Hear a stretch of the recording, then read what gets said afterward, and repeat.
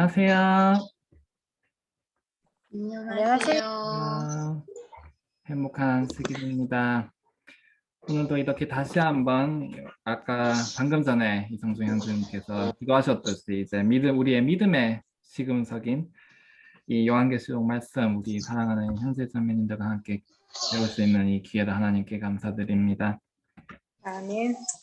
이제 시작하기에 앞서서 이제 계시록 1장 20절에 있는 말씀 읽도록 하겠습니다. 계시록 1장 20절 말씀 혹시 누가 읽어주실 수 있으실까요?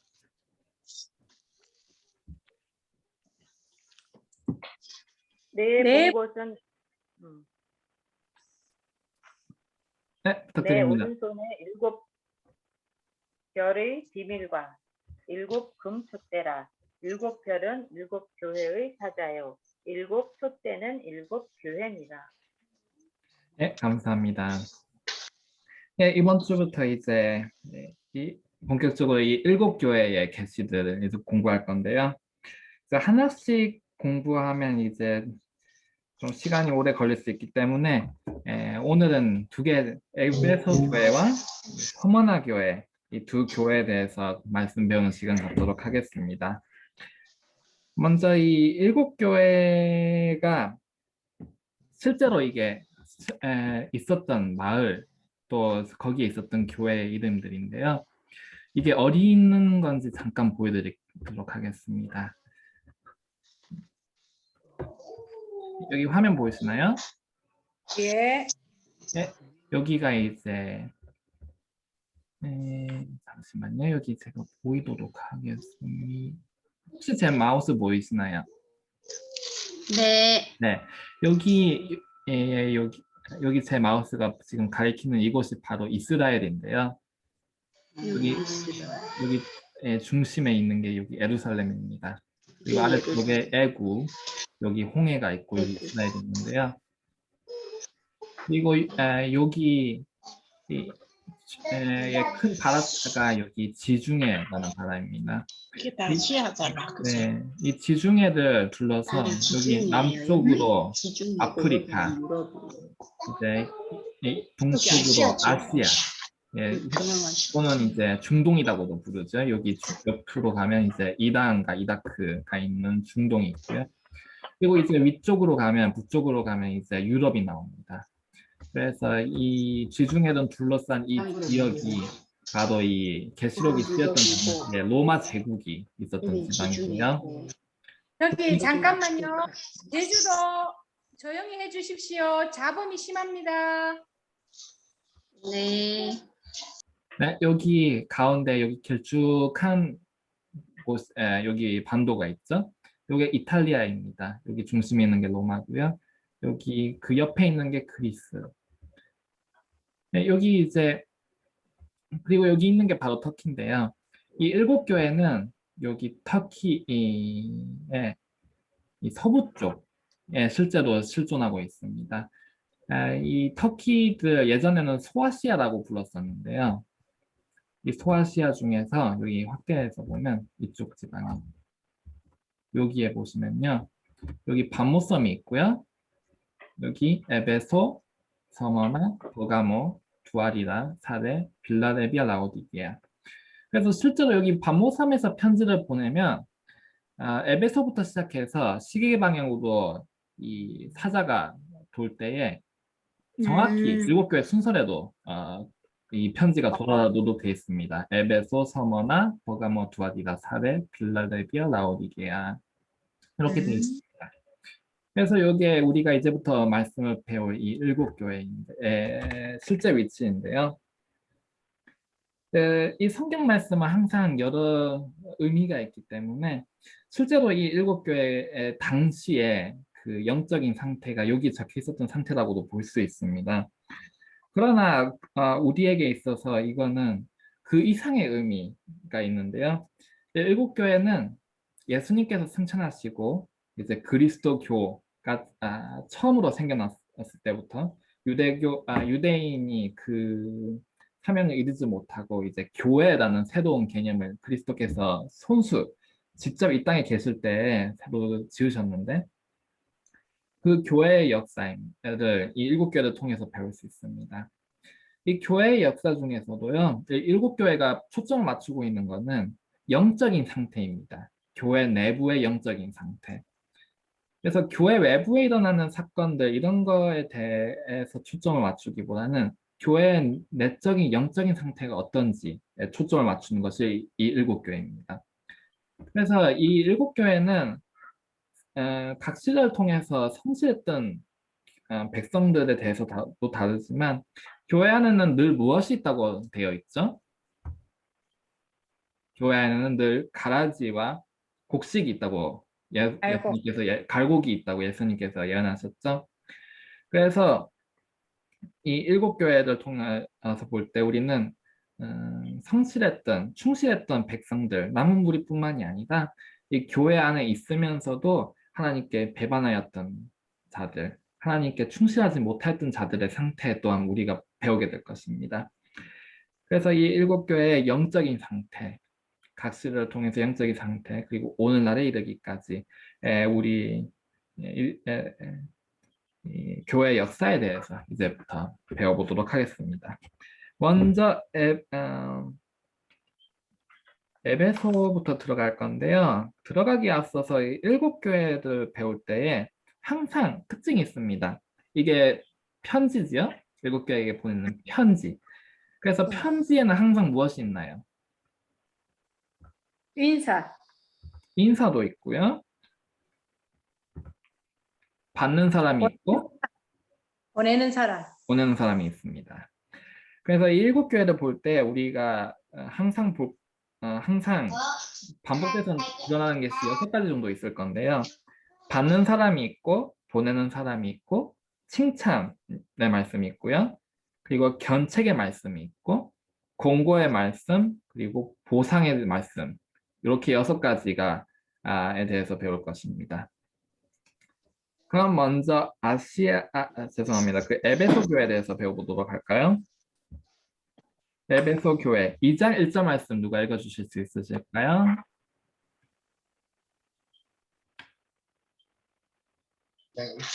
이 2장 1절. 에베소 교회의 사자에게 편지하기를 오른손에 7뼈를 붙잡고 7 금촛대 사이에 다니시는 이가 가라사대. 네, 감사합니다. 이 에베소. 예, 먼저 에베소라는 이 이름, 먼저 받는 사람에 대해서 한번 생각해 보도록 하겠는데요. 에베소라는 이름 자체는 바람직한이라는 뜻을 갖고 있습니다. 바람직한. 바람직한이라는 뜻을 갖고 있는 게 이 에베소인데요. 이 에베소는 시대는 그리스도께서 승천하시고 난 다음에 이 12제자와 사도들을 중심으로 해서 정말로 초대교회에 열렬했던 그러한 시대였습니다.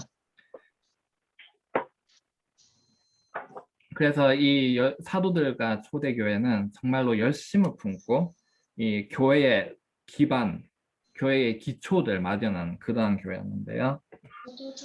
정말로 전도의 열심을 갖고 바울의 전도 여행에서 볼 수 있듯이 정말로 전 세계 곳곳을 누비면서 유대인들의 핍박을 견뎌내면서 또 로마인들의 핍박을 견뎌내면서 열심히 이 전도 사업을 팽창해 나간 것이 바로 이 에베소 시대의 역사입니다.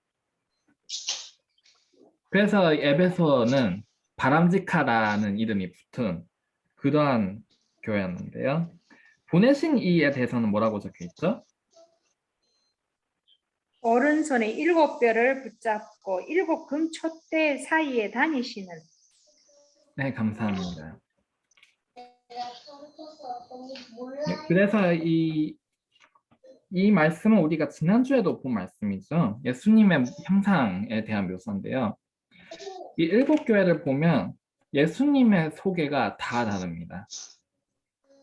각 교회에게 보여주시는 이 예수님의 모습이 다른데 이게 왜냐하면 각 교회마다 겪는 사건, 역사 이런 것들이 다르잖아요. 경험이 다르잖아요. 그 경험에 맞춰서 딱 맞는 이름으로 자기 자신을 소개를 했습니다. 그래서 여기 일곱 교회는 죄송합니다. 에베소 교회는 처음 교회잖아요. 그렇기 때문에 예수님께서는 자기 자신을 일곱 촛대 사역을 내가 거닌다고. 이 교회는 내가 직접 관리를 하고 내가 직접 보듬고 내가 직접 이끌어 간다고. 너희들 손에 있는 것처럼 보이지만 내가 손 안에 있다고. 내가 직접 관리하고 있는 거고. 그러니 힘을 내라고. 그러한 뜻을 가지고 일곱 촛대 사역을 거닐고 있는 거고. 그렇게 말씀하셨습니다. 또한 이 열두 사도 열두 사도들에게 놓여진 이 짐의 무게가 얼마나 크겠습니까? 그러니까 첫 교회인데 기초를 놓아야 하잖아요. 이 교회의 형태, 교회의 기초, 이 교회의 교리 이러한 것들이 모두 그 어깨 위에 놓인 셈이었는데 그러한 사도들에 대해서 내가 너희들 내 오른손에 들고 있노라고. 일곱 뼈들 내 손 안에 들고 있노라고. 일곱은 완전 완전 모두라는 뜻이 있기 때문에 모든 지도자들 너희들 모두들 내 오른손으로 나의 힘이 있는 손으로 너희들 붙잡고 있노라고. 그러니까 힘을 내라고. 내가 너희들 도우리다. 내가 너희들 위하여 일하겠노라. 내가 너희들 이끌이다. 그러한 보증의 말씀을 가지고 자기 자신을 오른손에 일곱 뼈를 갖고 일곱 금촛대 사이를 거니는 인이다. 이렇게 보내는 이 이름부터 이미 매우 섬세하게 하나하나 생각을 하시면서 사랑을 담아서 이렇게 적어주십니다. 그러면 이제 2절 말씀을 볼까요? 계시록 2장 2절 말씀. 내가 내 행위와 수고와 내 인내를 알고 또 악한 자들을 용납지 아니하는 것과 자칭 사도라 하되 아닌 자들을 시험하여 그 거짓된 것을 내게 드러낸 것과 3절도 부탁드립니다. 또 내가 참고 내 이름을 위하여 견디고 게으르지 아니한 것을 안다. 네, 감사합니다. 네, 여기 2장 2절과 3절에서 에베소 교회에 대한 칭찬을 볼 수 있습니다. 여기 무엇과 무엇을 알고 있노라고 하셨죠? 행위와 수고와 인내. 예, 그렇습니다. 이 초대교회가 어떤 역사를 가지고 있냐면요. 먼저 일을 많이 합니다. 이 바울의 전도 여행에서 볼 수 있듯이 정말로 전도 사업, 이 일이라는 것을 많이 해요. 그래서 너의 수고도 안 오다. 또 네 인내를 안 오다. 이 당시에 이들은 유대교회와 전면적으로 싸워야 했습니다. 유대인들이 이들을 그리스도를 핍박하였던 것처럼 이들을 매우 힘들게 하였거든요. 가는 곳마다 따라다니면서 힘들게 가서 교회를 열어놓으면 거기에 다시 유대인들이 와서 그 교회를 없애려고 하는 이렇게 끊임없이 지치게 하는 그러한 방해 속에 있었는데 그에 대해서 너의 수고와 인내를 안 오라고.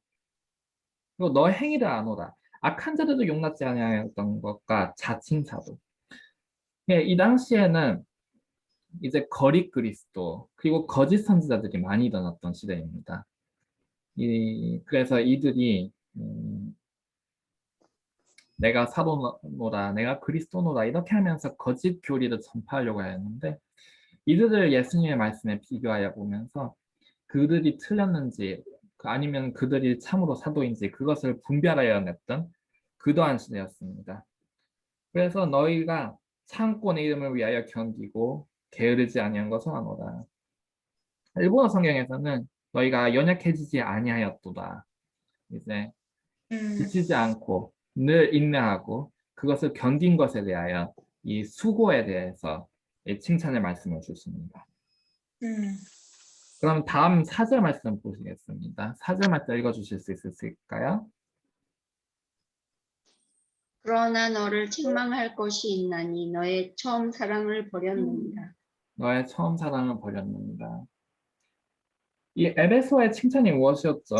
너희가 정말로 열심히 일하였노다. 너희가 지치지 않았노다.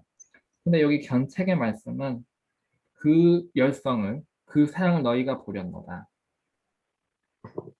이 아까 말씀드렸다시피 이 에베소 이 일곱 교회는 이 교회 안에 가라지와 갈곡 이 상태를 하기 때문에 이 교회 전체가 이 초대교회 자체가 모두 이렇게 되었다고 할 수는 없습니다. 처음부터 끝까지 인내하고 수고한 자들도 있었고요. 인내하고 수고를 하다가 도중에 처음 사랑을 잃어버린 자들도 있었고요. 그렇기 때문에 이것을 이제 칭찬이든 견책이든 이것을 모두에게 해당시키는 것은 시켜서는 안 되는 것인데, 근데 이제 이 초대교회가 너의 첫사랑을 이뤘노라.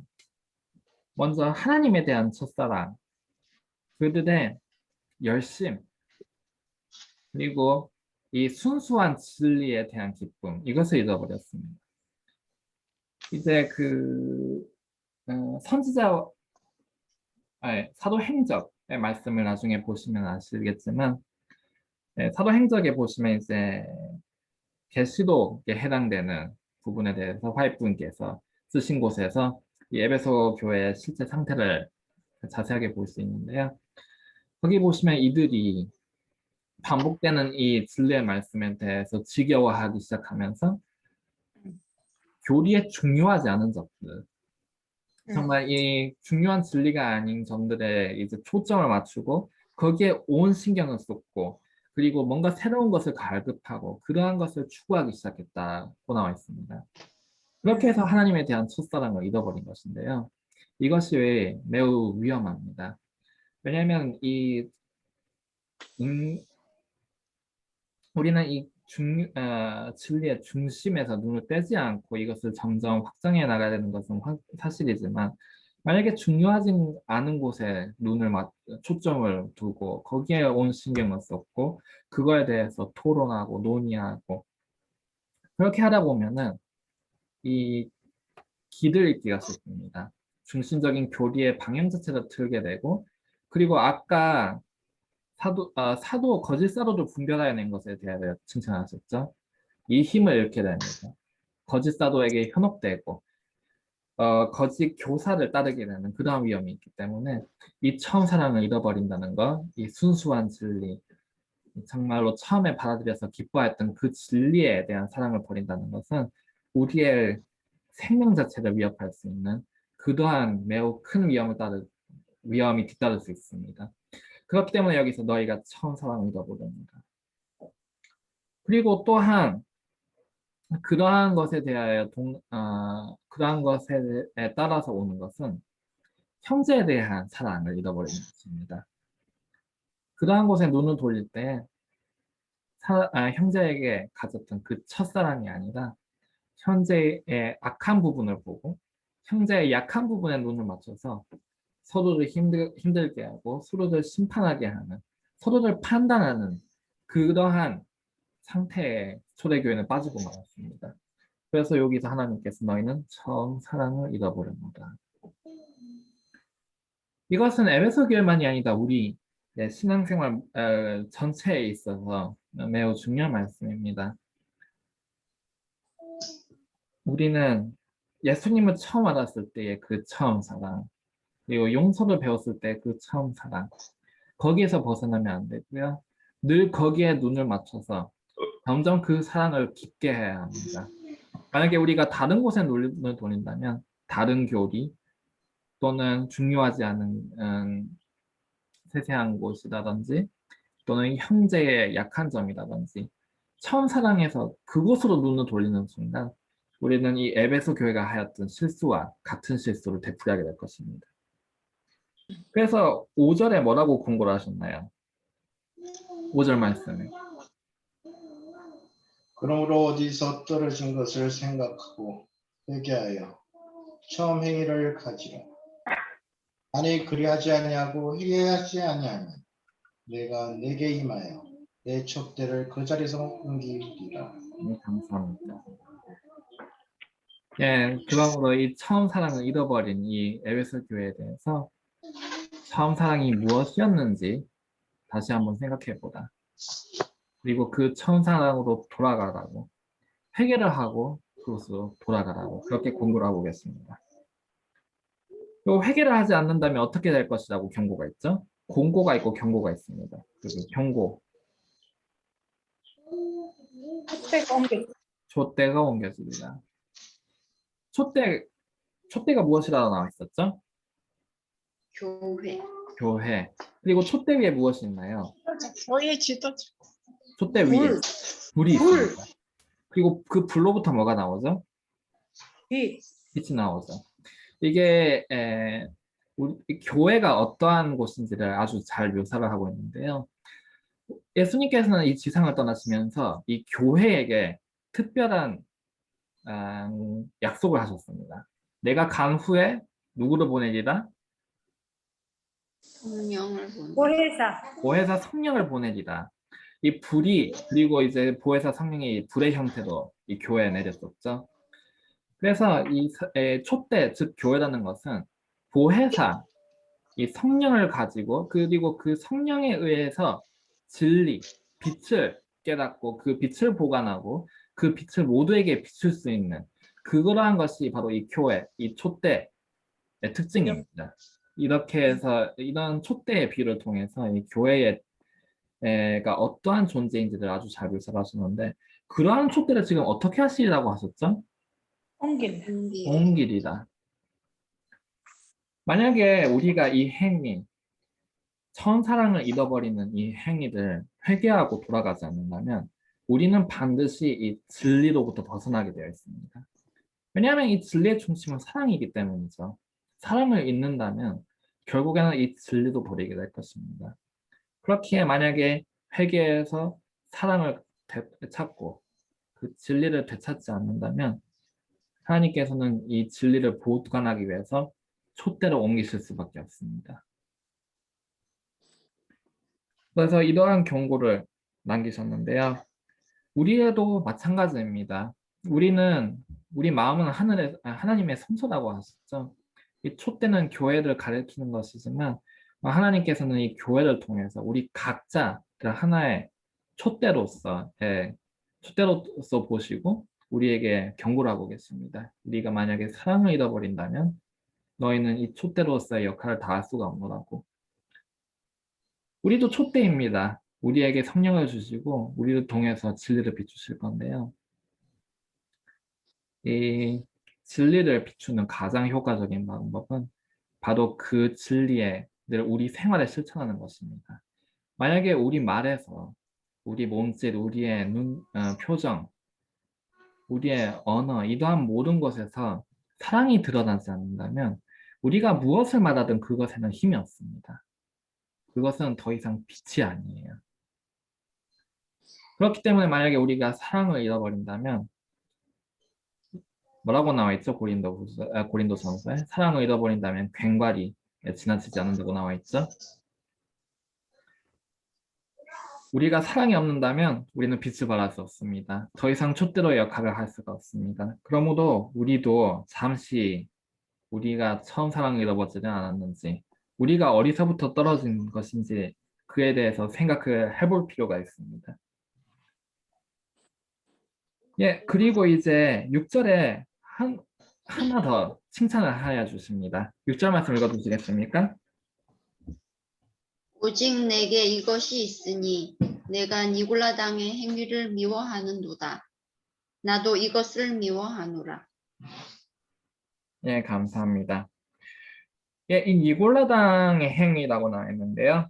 이 니골라당이 무엇인지 사도행전에 있는 말씀 보시겠습니다. 사도행전 6장 5절 말씀. 사도행전 6장 5절.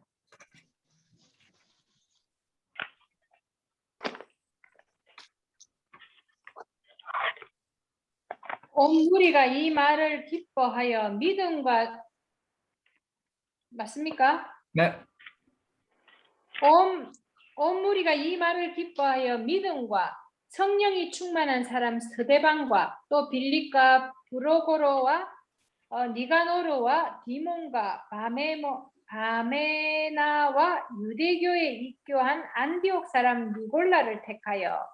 네, 감사합니다. 네, 방금 읽으신 이 7명, 매우 유명한 스테반을 비롯해서 이 7명의 이름은 여기 초대교회의 7집사입니다. 7집사의 이름인데요. 이 중에 스테반은 우리가 잘 알고 있는 그 스테반, 그리스도교의 첫 순교자 스테반이 맞고요. 여기 니골라라는 사람이 하나 있는데, 이제 그 기록에 따르면 이 니골라라는 사람이 이 사도들의 매우 절제된 생활을 보고 그것에 대하여 부러움 그리고 또 이제 동경심을 갖고 금욕주의적 생활을 시도를 합니다. 금욕주의적 생활. 그러나 그는 그 금욕주의를 해내지 못하고 결국 실패하고 마는데요. 실패했을 때 그가 매우 좌절을 하면서 교리를 이상하게 가르치기 시작합니다. 그가 금욕주의를 실패하면서 말하기 시작한 거는 이제 방탕주의 같은 건데요.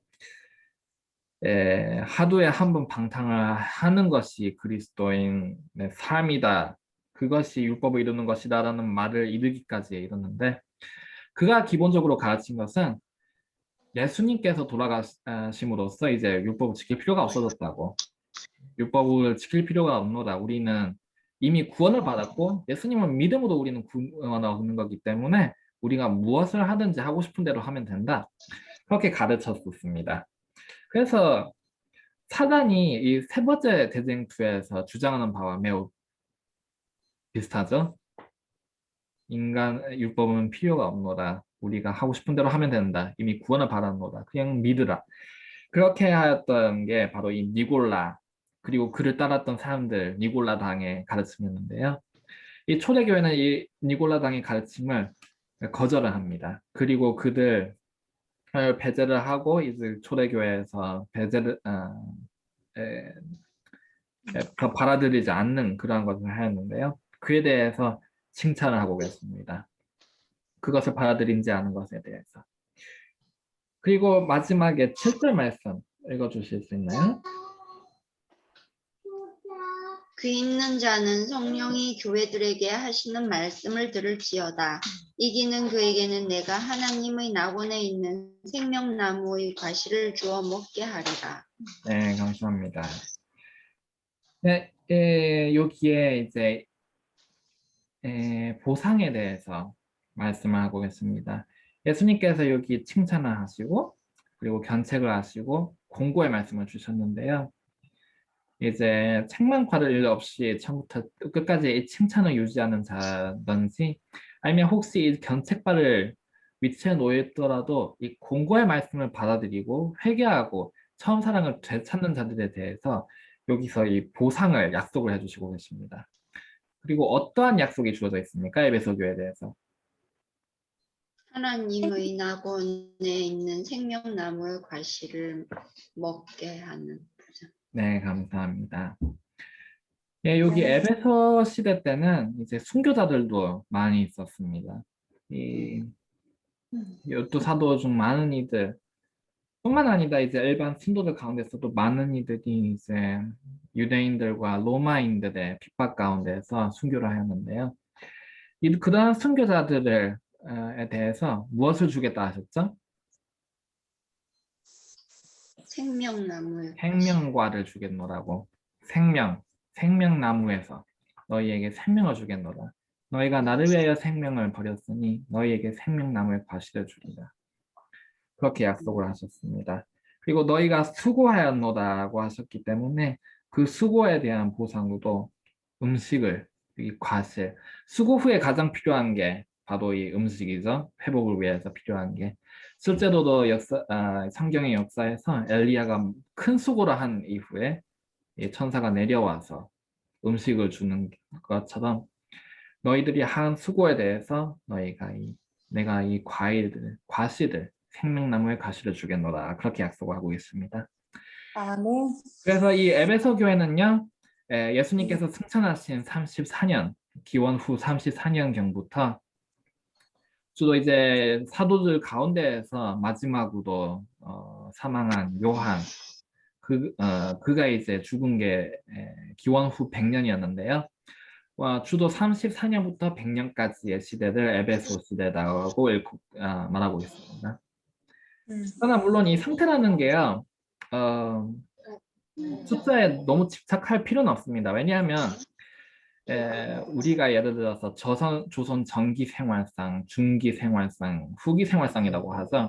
그리고 이제 몇 년부터 몇 년까지 전기, 몇 년부터 몇 년까지 중기, 몇 년부터 몇 년까지 후기 이렇게 구별하는데 딱 그 해를 지난다고 해서 생활상이 갑자기 확 바뀌나요?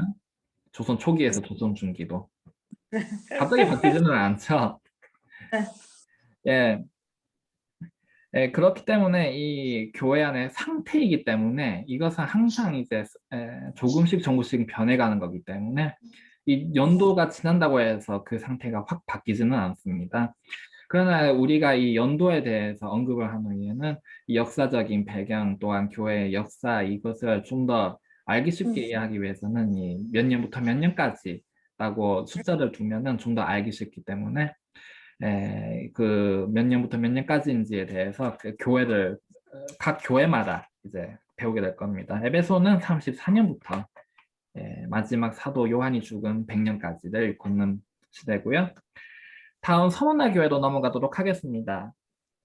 서머나 교회. 서머나 교회 2장 8절 말씀 읽어주실 수 있습니까? 서머나 교회의 사자에게 편지하기를 처음이요 나중이요 죽었다가 살아나십니다. 가사대. 네, 감사합니다. 네, 여기서 받는 이가 누군가요? 서머나 교회. 서머나. 서머나라는 이름의 뜻은 모략입니다. 이 모략은 특정 모략을 일컫는 말인데요. 이 모략이 이제 약초라고 생각하시면 되겠습니다. 근데 이 약초 또는 향에 쓰는 잎이라고 생각하셔도 되고요. 이게 먹으면 매우 씁니다. 그 맛은 매우 써요. 근데 이게 향이 매우 좋아가지고 향으로 쓰면 아주 좋은 향을 가질 수가 있는 게 이 서머나라는 이름인데요. 서머나 시대는 핍박의 시대였습니다. 이제 초대교회 때부터 있었던 핍박이 서머나 시대에 들어오면서 생활과 활동 자체가 아예 불가능할 정도로 매우 큰 핍박이 됩니다. 에베소 시대 때는 그래도 이제 전도 여행을 가고 실제로 먹고 자고 살고 그렇게 할 수 있었잖아요. 근데 서문화 시대의 핍박이라는 것은 정말로 죽이고 또 죽이는 그러한 핍박이었습니다. 많은 그리스도인들이 잡혀가서 콜로세움이나 경기장 그런 곳에서 화형에 처해지기도 하고 이 동물들의 먹이도 또 그게 그 당시에는 구경거리 오락이었는데요. 그렇게 해서 동물들에게 찢겨 죽임을 당하고 그러한 경험을 하였었습니다. 그래서 이 핍박이 너무 세다 보니까 그리스도인들은 이 지하도 내려가서 살았어야 했어요. 이 당시에 그 카타콤이라고 해가지고 로마 바깥쪽으로 가면 그 무덤 뭐라고 하면 될까요? 그 동굴 탁쿵. 예예예 낙골탕처럼 해가지고 지하에 큰 무덤이 큰 무덤이 여러 개 있었습니다. 근데 그 무덤이 몇천 명의 뼈를 묻는 그러한 무덤이었는데 이게 지하에 있고 아주 복잡하게 구조가 되어 있다 보니까 거기에 숨어 살면 누구도 잡지 못할 정도로 아주 개미굴처럼 복잡하게 엉켜있는 그러한 장소였습니다. 그래서 거기에 많은 그리스도인들이 숨어서 살았었고요. 그 중에서 일부는 거기서 태어나서 죽을 때까지 태양빛을 한번 보지도 못한 채 그렇게 일생을 마감한 사람들도 있었고요. 그러할 정도로 핍박이 심했던 것이 바로 이 서머나 시대 역사인데요. 그렇기 때문에 이 이름에서 알 수 있듯이 매우 쓴 경험을 한 그러한 교회였습니다. 매우 쓴 경험. 그런데 신기하게도 이 로마인들이 이들을 죽이면 죽일수록 그리스도의 교인들이 늘어나요. 하나를 죽이면 100명이 늘고 또 하나를 죽이면 1000명이 늘고 핍박을 가하면 가할수록 이 불길이 퍼지듯이 교인 수가 확 늘어나는 그런 것을 볼 수 있었습니다. 그래서 실제로 가끔 이제 카타콤에 숨어 사는 사람들이 이제 식량이나 그런 것을 공급하기 위해서 몰래 나가서 이제 음식을 구해오고 그런 경우도 있었는데요. 그러다가 잡히면 이제 로마인들의 손에 죽임을 당했었는데 어떤 일이 또 있었냐면은 겨울에 이들이 나갔었습니다. 그렇다가 이 로마 교인들에게 잡혔었는데 이 로마 교인들 로마인들은 정말 이 죽이는 방식에 대한 연구를 많이 했습니다. 어떻게 하면 가장 고통스럽게 죽을 수 있는지 그것에 대해서 도 같은 사람들이었는데요. 그것의 산물이 이 십자가이기도 합니다. 십자가가 가장 힘들게 죽는 며칠에 걸려서 이 살과 근육이 점점 찢겨져 나가서 그리고 장이 다 틀리고 이제 갈증이 타고 그렇게 하면서 힘들게 죽어가는 게 십자가였는데 어쨌든 이 겨울에 이 카타콤에 사는 사람들이 나갔다가 붙잡혀서 어떠한 벌을 받았냐면은 이 눈이 덮여 있는 들판에서 계속 달리게 시킵니다. 그래서 탈진해가지고 힘이 떨어져서 추위에 떨면서 죽을 때까지 거기에서 달리도록 했었는데요. 그것을 보다가 쭉 이 로마 군인이 보다가 그가 자기의 갑옷을 벗고 발가벗고 그때 발가벗고 뜨게 했었거든요. 추위에 떨고 죽게. 그래서 자기도 같이 뛰기 시작을 했습니다. 그렇게 해서 이 로마 군인도 그리스도교를 받아들이고 그 자리에서 같이 순교하였다는 그러한 이야기도 있는데요. 그럴 정도로 이 핍박이 가하면 가할수록 점점 퍼져나가는 매우 좋은 향을 멀리 퍼뜨리는 그러한 것이 바로 이 서머나 교회의 역사입니다. 그래서 이 서머나 교회의 사자에게 보내신 이의 이름을 보면 처음이요 나중이요 죽었다가 살아나신 이는다. 이 죽음을 늘 맞이했던 이 서머나 교인들에게서 내가 죽었다가 살아난 자니라. 너희가 나를 위하여 죽고 있는 것은 내가 아노라. 나도 죽었었는데 내가 살았노라. 그러므로 너희에게 내가 새 삶을 주리라. 그렇게 약속을 하고 계십니다. 그리고 내가 처음이요 나중이라. 내가 너희의 이 고난을 모두 보았노라. 내가 처음이자 내가 나중이니라. 내가 처음으로서 너희의 고난을 보았고 나중으로서 너희의 미래에 새 삶의 희망을 주겠노라. 그렇게 약속을 하고 계십니다. 그래서 여기 보내신 이의 이름을 선정하실 때 보면은 정말 각 교회에 대한 애정과 사랑을 가지고 말씀 한마디를 고르고 계신 것을 볼 수 있습니다. 그래서 지금 이제 9절에 뭐라고 하셨죠? 내가 내 한란과 궁핍을 아노니 실상은 내가 부요한 자니라. 자칭 유대인이라 하는 자들의 해방도 아노니 실상은 유대인이 아니라. 네. 그래서 바로 이렇게 말씀하시죠. 내가 네 환난과 궁핍을 아노라고. 내가 너희가 굶은 것을 알고 너희가 힘들었던 것을 알고 너희가 죽은 것을 아노라고. 이 환난과 궁핍 가운데 있는 자들에게 대해서 내가 너희의 그 수고를 안다고 하시는 그 안다는 말씀 자체가 아주 큰 힘이 됩니다. 내가 아멘. 그것을 아노라고. 내가 아멘. 안다고. 그래서 이 서문화 교인들에 대해서 내가 너 환난과 궁핍을 하노라. 하지만 너희가 사실은 아주 부요한 자이다. 아멘. 너희가 이 지상에서 모든 것을 잃었지만 내가 하늘에 너희들 위하여 보화를 쌓아놓았노라. 내가 너희에게 생명을 준비하였노라. 그렇게 약속하고 계십니다. 그리고 여기 자칭 유대인이다 하는데 또 다들 해방이라고 있었죠. 예, 이 당시에 이들을 로마인들에게 넘긴 것은 다름 아닌 유대인들이었습니다. 또 영적인 의미로도 볼 수 있겠죠. 예수님께서 예언하셨듯이 그들의 형제가 그들의 자매가 그들을 고소해서 로마인들의 손에 넘기는 그러한 경험을 했었는데요. 너희가 그러한 고통을 받은 것을 아노라. 그들은 사실은 사단의 훼니다. 그리고 여기에 견책의 말씀이 없는 교회입니다. 7교회에서 몇 안 되게 견책의 말씀이 없는 칭찬의 말씀만을 듣는 교회인데요. 그렇기 때문에 견책의 말씀 없이 바로 다음으로 공고의 말씀이 나옵니다. 10절 말씀 읽어주실 수 있으실까요?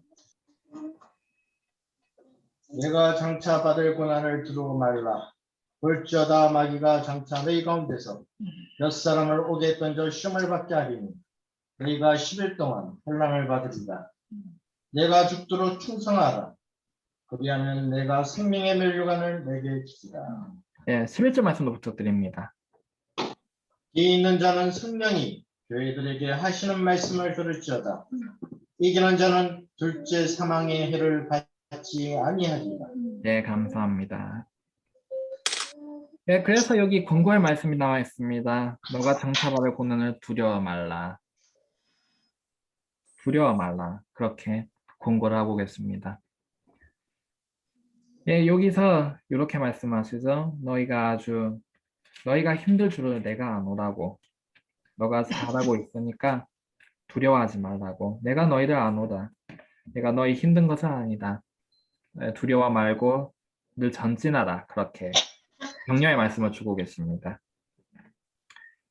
여기 10일 동안의 환란이라고 나와 있는데요. 이 10일 동안의 환란은 이 313년부터 323년까지의 기간을 나타내고 있습니다. 313년부터 323년까지. 이때 무슨 일이 있었냐면요. 어느 황제의 이름을 갑자기 죄송합니다. 이게 303년부터 313년이네요. 303년부터 314년까지 디오클레시안이라는 황제가 있었는데요. 디오클레시안이라는 이 황제와 그 바로 다음 황제, 이 두 황제에 의해서 이 기간 중에서도 가장 격렬했던 핍박의 10년이 이어집니다. 303년부터 313년까지. 그래서 이 10년에 대한 예언이 여기에 열흘 동안 너희가 10일 동안 큰 환란을 겪을 것이다고 그렇게 예언하고 계십니다. 이 핍박의 기간은 쭉 이어지다가 323년에 이제 그 그리스도 교회가 로마 교회의 국교로서 정식으로 이제 받아들여지고 핍박이 멈추게 되면서 이 핍박의 시간이 끝나게 됩니다. 그래서 323년이에요. 313년?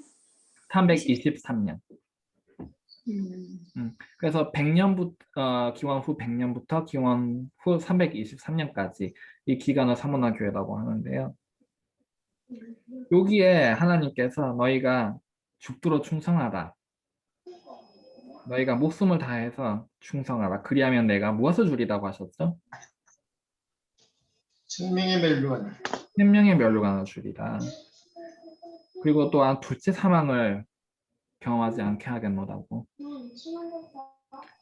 네, 이 죽음을 항상 눈앞에 두었던 자들에게서 너희가 한 번 죽었으니까 너희가 다시는 죽지 않도록 한 번의 죽음 이후에 두 번 다시 그 경험을 하지 않도록 하겠다고 약속을 하고 계시고요. 그리고 생명의 멸류관은 너희에게 주겠노라.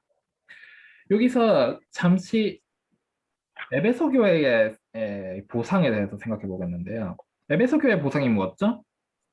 생명나무 가시. 생명나무 과실. 그리고 서머나 교회는 생명의 멸류관입니다.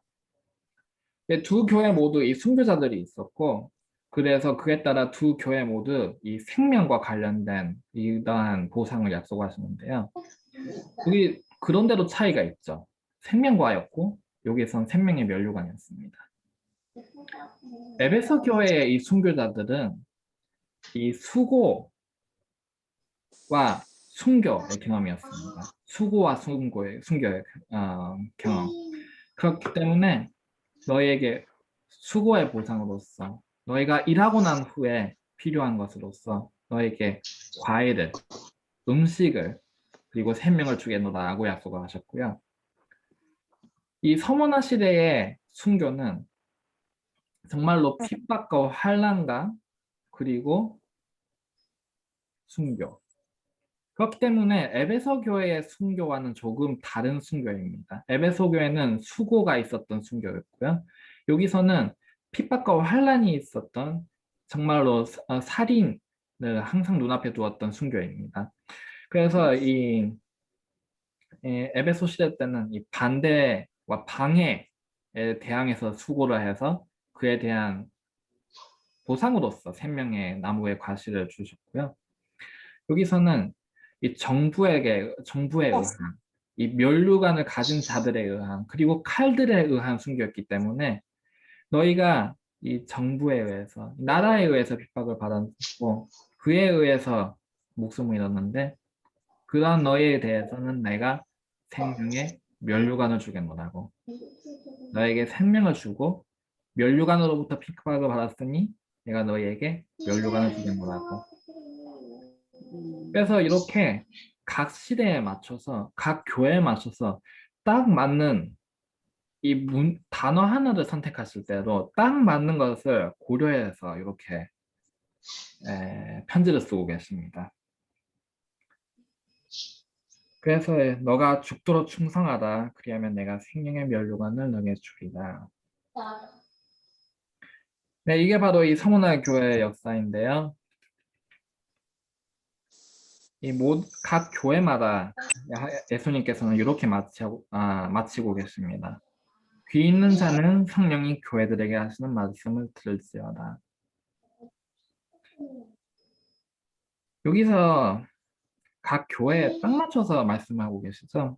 그 교회의 사정을 다 아시고 그 교회에게 무엇이 필요한지도 아시고 그리고 그 필요한 것을 이렇게 하나하나 말씀을 골라서 딱 맞춰서 이렇게 말씀해 주시고 계신데요. 우리를 사랑해 주시는 방식이 이러한 사랑입니다. 아멘. 우리 각 개인을 보시고 그 각 개인의 속을 보시고 그 각 개인에게 무엇이 필요한지를 아시고 그 각 개인이 이해할 수 있는 언어, 그 각 개인에게 필요한 단어 그것을 하나하나 골라가면서 우리에게 말씀하고 계십니다. 아멘. 그러한 자들에게 대해서 뭐라 하시고겠죠? 귀 있는 자는 성령이 교회들에게 하시는 말씀을 들으시다. 하나님께서는 오늘날 우리에게 말씀하고 계십니다. 너희의 수고를 내가 아노라고. 너희의 환난을 너희의 궁핍을 내가 아노라고. 아멘. 너희의 속을 한번 보라고. 너희가 처음 사랑을 혹시 잃어버리지는 않았는지 처음에 행위를 가져야 하지 않았는지 너의 눈이 다른 곳으로 틀리지 않았는지 그리고 만약에 너희가 핍박을 받고 만약에 너희가 지금 힘들다면 또한 핍박 가운데 있다면 죽도록 충성하라고. 아멘. 내가 너희를 위해서 생명나무의 과실을 생명의 면류관을 너희를 위해서 오늘 준비하였노라고 그렇게 우리에게 말씀하고 계십니다. 네, 그래서 우리 다 함께 귀 있는 자가 되어서 오늘 한번 생각해 볼 필요가 있습니다. 성령이 우리에게 말씀을 하고 하실 것입니다. 성령이 우리에게 말씀을 통해서 섭리를 통해서 우리 생활을 통해서 또한 이 교단의 말씀 우리가 각 방에서 읽는 말씀 우리의 기도 속에서 우리의 생활 속에서 성령이 우리에게 말씀하십니다. 우리 다 함께 겸손한 자가 되고 겸비한 자가 되어서 귀 있는 자가 되어서 성령이 오늘 우리에게 하시는 말씀을 듣는 그리고 그에 따른 우리 한 명 한 명 될 수 있도록 기도드립니다. 아멘.